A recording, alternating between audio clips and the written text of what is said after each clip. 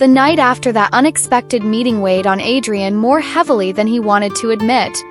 The city was asleep, but his thoughts kept walking restless circles around him. Elena's words, her hesitations, her silence, all of it replayed like fragments of a broken record in his mind.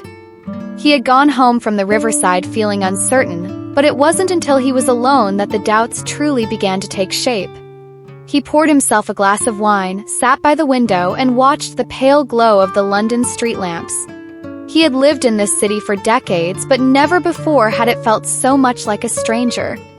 The rhythm of the traffic, the occasional echo of laughter from late-night wanderers, it all seemed distant, as though happening in a world to which he no longer belonged. His own heartbeat, however, sounded uncomfortably loud. He wondered if he had crossed a line. Perhaps Elena had only wanted kindness, a mentor, a friend, and he had mistaken it for something more. His children's faces flashed across his mind. They had always been polite when he mentioned Elena, but he could feel the undercurrent of disapproval, the silent judgment. Maybe they were right. Maybe he was clinging to something that was never his to begin with. Man lurking near the gates like some ghost out of place. But then, through the swarm of faces, he saw her.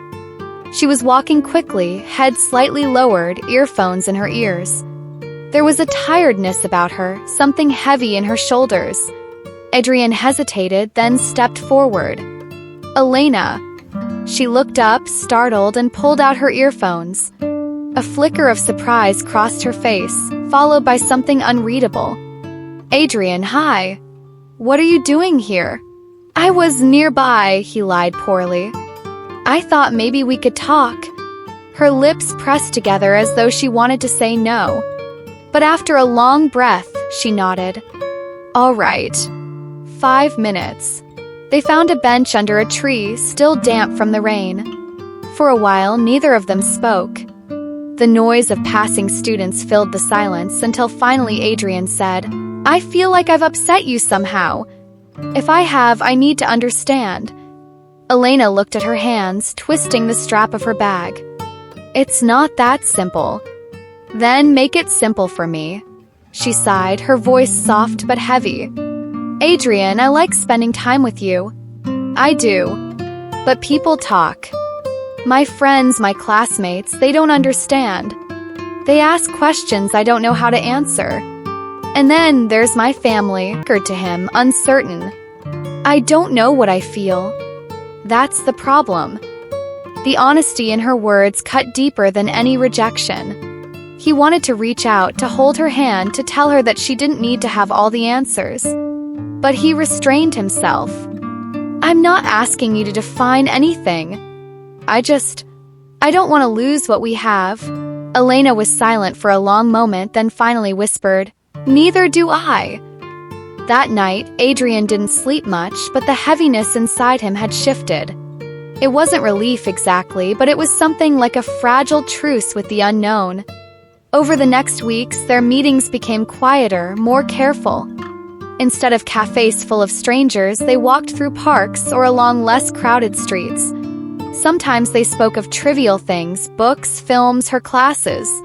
Sometimes silence was enough. But beneath the surface, an unspoken question hovered. What was this, really, and where could it lead?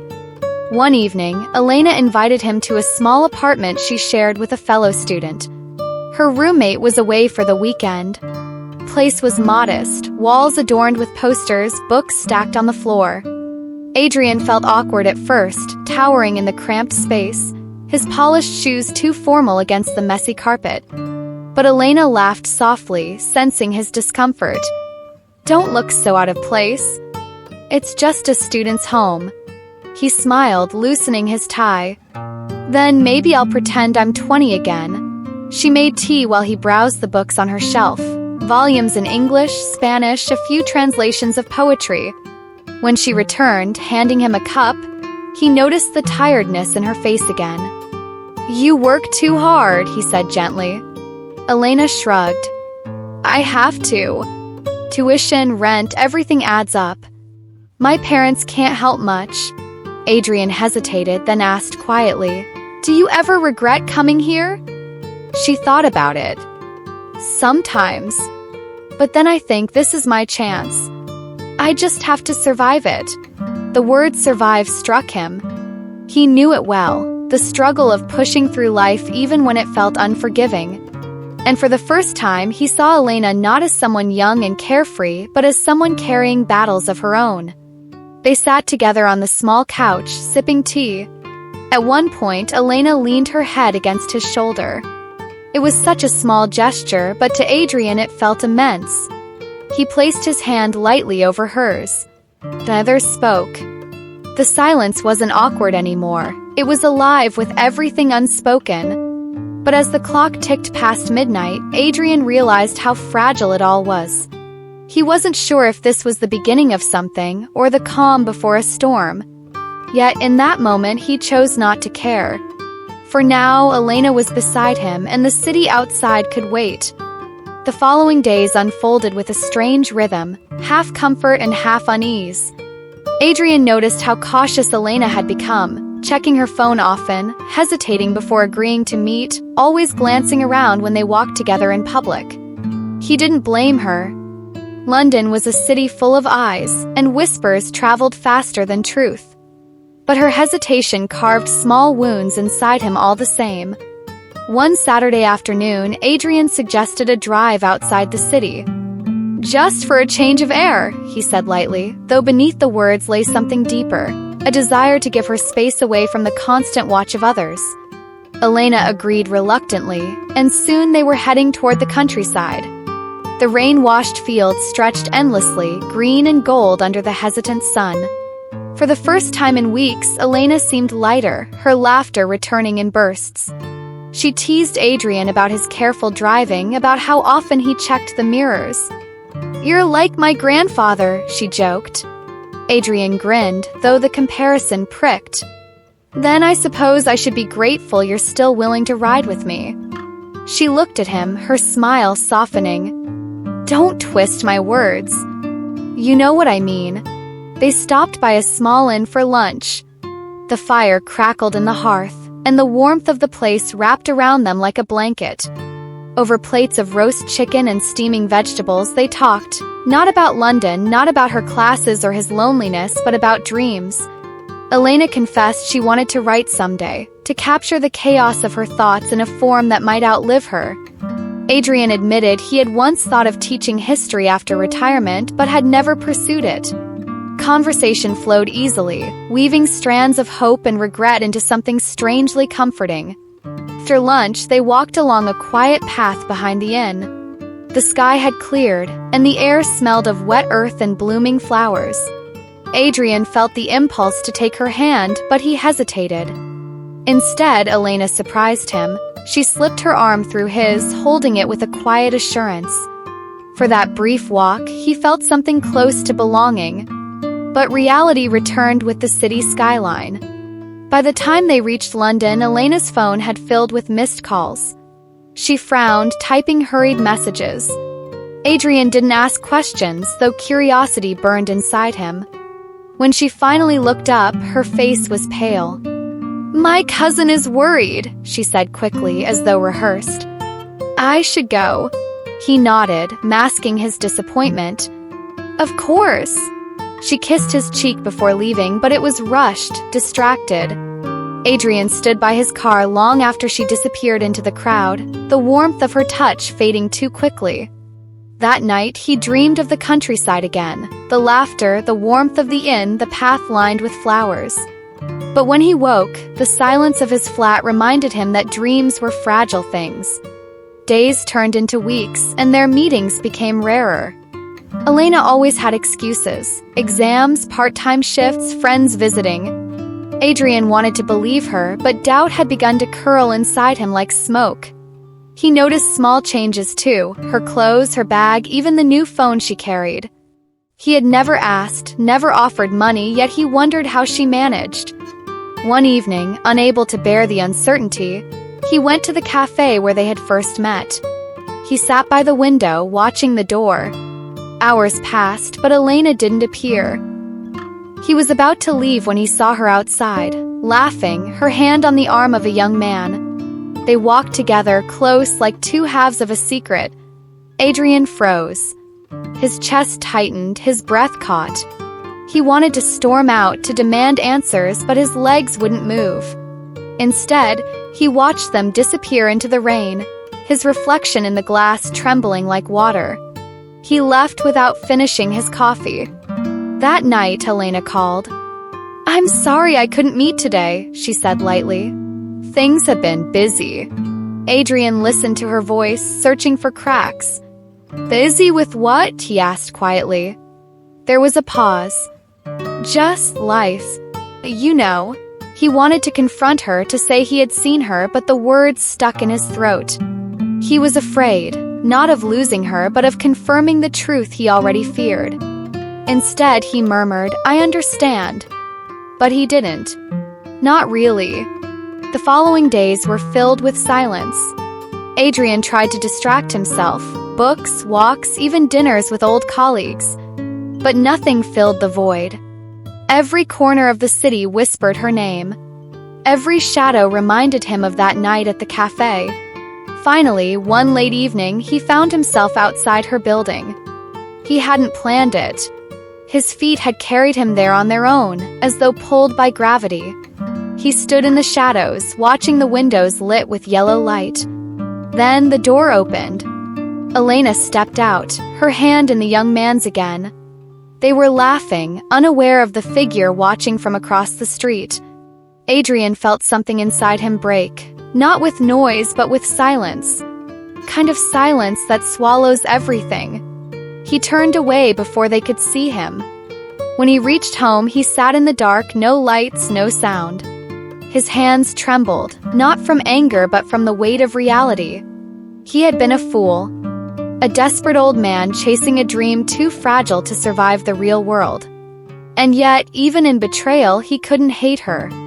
'Cause for a brief time, she had made him feel alive again. He lifted the glass of wine, staring at the reflection of the city lights in its surface. His voice was barely a whisper.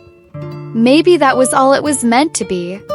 The streets of Madrid glowed in the soft haze of evening lights.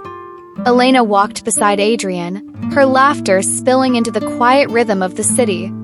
They had left the art gallery only an hour ago, but the conversation still danced around them like lingering music. Adrian listened more than he spoke, captivated not by her words alone but by the energy with which she lived every syllable. "You notice everything," she teased, nudging him lightly with her elbow. "Most people pass by without looking up, but you stop, you stare, you even ask questions about the cracks in the walls."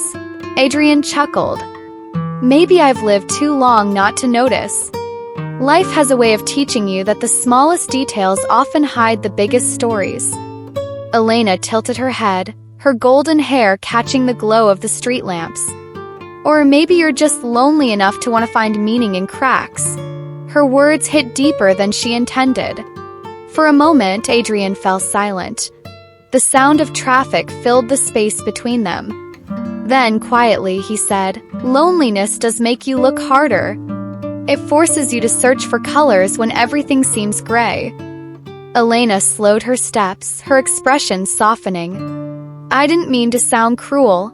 "You didn't," Adrian replied, offering a small smile. "It's true. I have been lonely. For years. But meeting you has reminded me that even cracks can let in light." She looked at him, really looked at him, and felt something shift inside her chest. He wasn't just an older man who carried wisdom in his eyes. He was a man still aching, still searching, still alive. And strangely, she wanted to be a part of that search. They stopped at a small cafe on the corner. The owner, an elderly woman with sharp eyes, greeted Elena warmly. Adrian noticed how familiar Elena seemed with the place, as if it had already become her refuge. Inside, the cafe smelled of cinnamon and coffee beans. The walls were covered with photographs of Madrid from decades past, black and white images of streets that now pulsed with neon and traffic. Elena ordered in Spanish, her voice smooth and confident. Adrian watched her with quiet admiration, the way she blended into the city like she had always belonged. When she returned to the table with 2 cups of coffee, she caught him staring. "What?" she asked, raising a brow. You, Adrian said softly. You remind me of something I'd almost forgotten. And what's that? That life is still ahead, not behind. For the first time in years, Adrian felt the weight of time lift. Elena was younger, yes. Her dreams belonged to a future that seemed worlds away from his. Yet somehow, when she smiled at him, he didn't feel old. He felt present. They talked for hours about everything and nothing. She told him about her mother's garden in Madrid, about the way the roses always bloomed too early in spring. He told her about London in the 70s, about smoky pubs and nights filled with jazz. You've lived through so much, she whispered at one point, almost in awe. And you will too, he replied. But the trick is not to let the world harden you before you've seen its beauty. The words lingered between them like a secret vow. When they finally stepped outside, the night air was cooler. Elena shivered, and without thinking, Adrian draped his coat over her shoulders. She hesitated, then pulled it tighter, the fabric heavy with his warmth. Thank you, she murmured. Don't mention it. But as they walked, side by side under the city lights, both knew that something had shifted. Neither spoke of it. Neither dared. But the silence carried it all the same. Hours later, back in her apartment, Elena stood by the window, still wearing Adrian's coat. She pressed her face into the fabric, inhaling the faint scent of coffee and cologne. She should have felt confused, maybe even guilty. He was older, and she had always laughed at the idea of falling for someone outside her world. But she didn't laugh now. Across the city, Adrian sat in his hotel room, staring at the empty glass in his hand. He hadn't felt this alive in years, yet it terrified him. He whispered to himself, almost afraid of the sound of his own thoughts. What am I doing? He didn't know the answer. But for the first time since his wife's passing, he wanted to find out. And though both lay awake in different places, the same thoughts circled their minds like a restless bird. This can't just be coincidence. The next morning, Madrid was wrapped in a pale mist. The streets looked softer, quieter, as though the city itself was holding its breath. Adrian woke early, restless from a night filled with half-dreams and unanswered questions. He had told himself again and again that it was madness, that whatever was forming between him and Elena was fragile, impossible even. But his heart no longer cared for logic. He walked aimlessly through the cobblestone streets until he found himself back near Elena's neighborhood. He hadn't planned it, or maybe he had. His feet betrayed him, taking him to the very place his mind told him to avoid. He stopped outside her apartment building, staring up at the windows. He wondered if she was still asleep, if she had dreamt of him as he had dreamt of her. Inside, Elena sat at her desk with books spread across it, but her eyes weren't on the pages. She hadn't slept well either. Every time she closed her eyes, Adrian's voice returned, gentle, steady, filled with something she couldn't name. She wanted to focus on her studies, on the future she had come here to build. Yet last night had left a mark she couldn't ignore. A sudden knock on the door startled her. For a moment, her heart raced. She opened it to find Adrian standing there, looking almost guilty. I was just in the neighborhood, he said, though they both knew it was a lie. Elena laughed softly, stepping aside. Come in before the neighbors think strange things. The apartment was small, filled with warm light and the faint smell of coffee. Adrian looked around, noticing the scattered sketches on the table, the books with notes scribbled in the margins, the postcards pinned to the wall. It was a young woman's world, alive with possibility. He felt out of place, like an intruder, but Elena's smile eased the weight. I didn't mean to disturb you, he said quietly. You didn't, she replied, pouring him a cup of coffee. I couldn't focus anyway. They sat across from each other, silence stretching between them. Adrian finally spoke. Elena, what are we doing? She didn't answer immediately. Instead, she traced the rim of her cup with her finger, gathering her thoughts. When she finally met his eyes, there was no hesitation. I don't know, but whatever it is, it feels real. Adrian exhaled, the tension in his chest loosening just slightly. "It scares me," he admitted. "Me too," she whispered. The honesty of those words built a fragile bridge between them. For the first time, neither tried to explain it away. They allowed the truth to exist, raw and imperfect. Over the next few days, they spent more time together. Museums, narrow alleys, late-night walks along the Manzanares River. Each moment wove them closer, yet also made the distance between their worlds more obvious. Adrian often caught himself wondering how others would see them, an older man with lines on his face, walking hand in hand with a young woman full of beginnings. But when Elena laughed, when she leaned into him with trust in her eyes, all those fears dissolved. One evening, as the sun melted into the horizon, they sat on a bench overlooking the city. Elena leaned against him, her head resting on his shoulder. "Do you ever regret it?" she asked suddenly. "Regret what?" "Letting yourself feel again. After everything you've been through." Adrian thought for a long time before answering. "No. If anything, I regret how long I waited." Elena closed her eyes, letting the words sink in. She had always believed love belonged to her future, to someone closer to her age, someone who shared her generation's language and pace.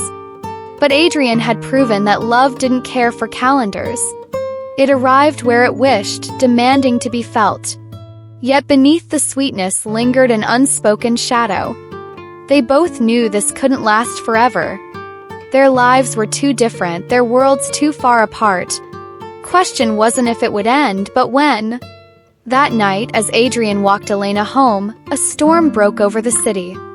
Rain drenched them within seconds, but neither ran. They laughed like children, soaked to the bone, their voices rising above the thunder. At her doorstep, Adrian hesitated. She looked at him, her hair clinging to her face, her eyes burning with something fierce. "Adrian," she said, almost breathless. "Don't overthink tonight." Before he could answer, she pulled him close and kissed him. It was not tentative, not uncertain. It was fire meeting rain, impossible to contain. When they finally broke apart, both were trembling. Adrian pressed his forehead to hers. "Elena." "Shh," she whispered. "Don't say anything. Just be here." And he was. For the first time in years, he allowed himself to stop questioning, to stop fearing, and simply be. But deep in his heart, Adrian knew storms don't pass without leaving consequences. And as he walked back alone through the rain-soaked streets, one thought echoed louder than all others. What happens when the rain ends?